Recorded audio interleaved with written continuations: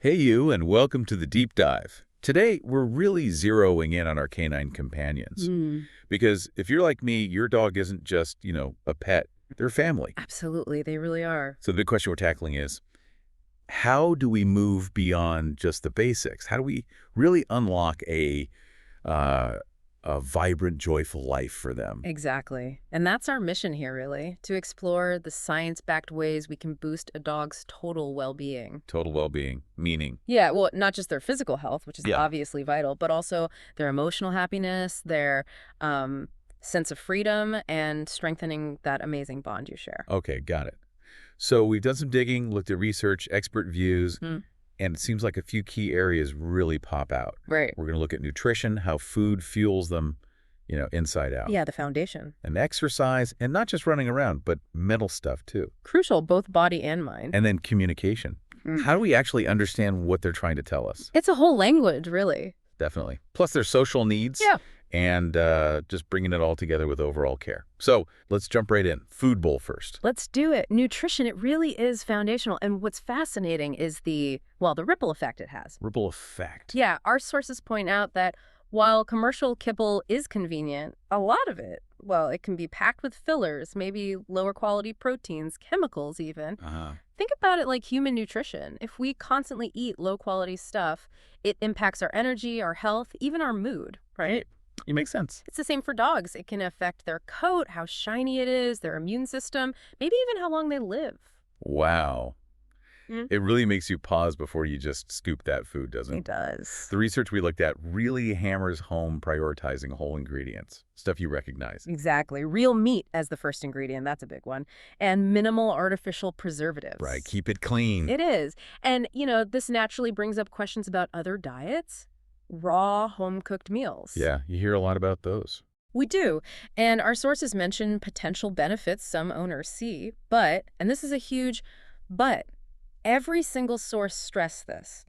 You absolutely must talk to your vet first. Okay, non-negotiable. Absolutely. It's complex, and dogs have very specific needs. A vet helps make sure you're meeting them, especially if you change diets drastically. That's such a critical point. Get the expert advice. And, it sounds simple, but one source really flagged the importance of just fresh water. Oh, for sure. Often overlooked. We focus so much on food, but hydration is just fundamental, isn't it? Constant access to clean water. Yep.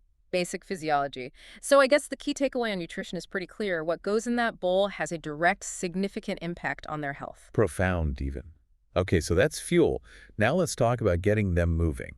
Exercise. Right. And again, it's about more than just, tiring them out. More than burning off steam. Much more. What the research shows is this really strong link between physical activity and a dog's mental state, their emotional balance. Okay, that makes sense.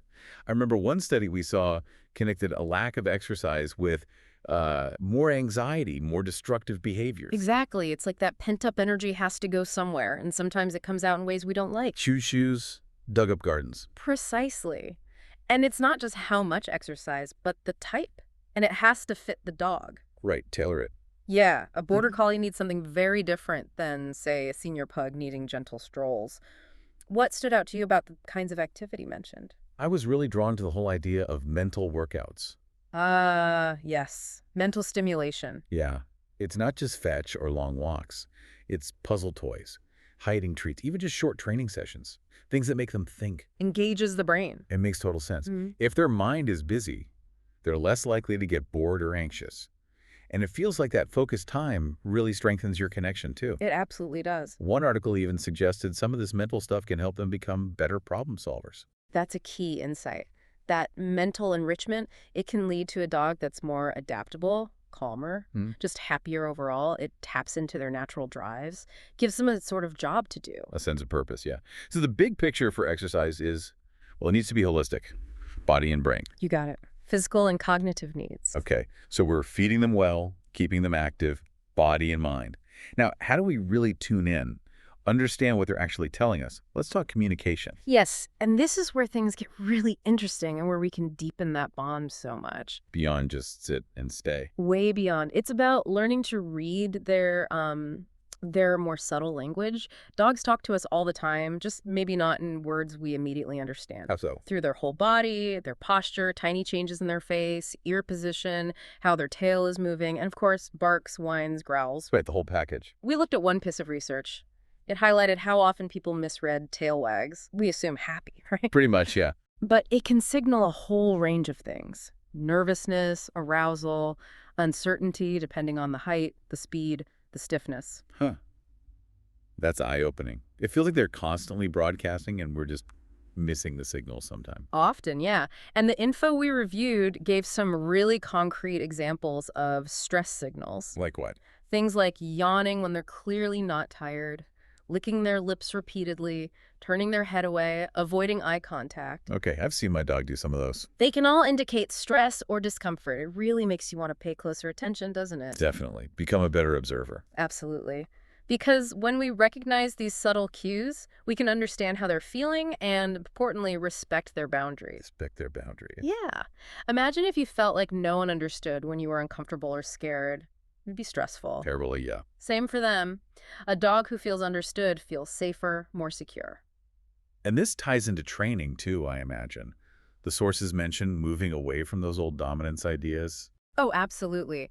The emphasis now, based on what we know, is all about trust, patience, and positive reinforcement. Building cooperation, not forcing submission. That just feels so much better. You want them to want to work with you. Exactly. It's about partnership. When communication is clear, consistent, and respectful, it strengthens that bond massively and boosts their emotional well-being. They feel heard. Okay, so we're learning their language. That's huge. What about their need for, well, for others? Social connection. Another vital piece of the happiness puzzle. Dogs are fundamentally social creatures. They need connection. Deeply. With us, they're humans, absolutely. And often, potentially, with other animals, too. But, and this was a good clarification in our sources, socialization doesn't just mean throwing them into a chaotic dog park. Right. Not necessarily making friends with every dog. Exactly. It's more about ensuring the experiences they do have are positive and comfortable for them, quality over quantity. That's a really important distinction. Because sometimes you feel pressured, like your dog has to love every other dog. And they just don't. Some dogs are more selective. Our info also brought up the issue of loneliness, which is very real for many dogs. Especially if they're left alone for long stretches. Yes, long work days, things like that. And this is where we need to be mindful and proactive. How? Well, the sources suggest things like enrichment toys to keep their minds busy, maybe doggy daycare if it suits the dog's personality. Or even another pet. Sometimes, yes, if it's a good match and carefully considered. Separation anxiety is common, and it really shows how much they rely on that social connection. Boredom is a big factor, too. It's tough to think about them being lonely or bored all day. It is. But here's an encouraging point from the material.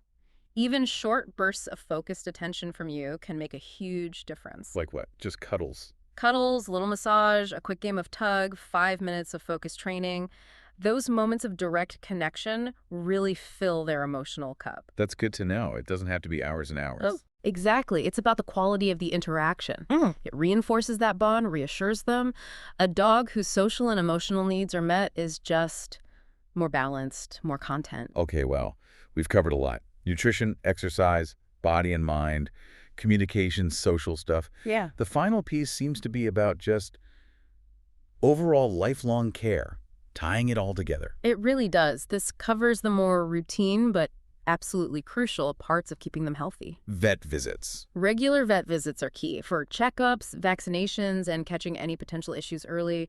Preventative care is huge. Makes sense. What else falls under this? Things like grooming, which isn't just about looking good, but skin health, comfort. Yeah, preventing matting and stuff. Exactly. And dental care is so important. Nail trims, keeping ears clean.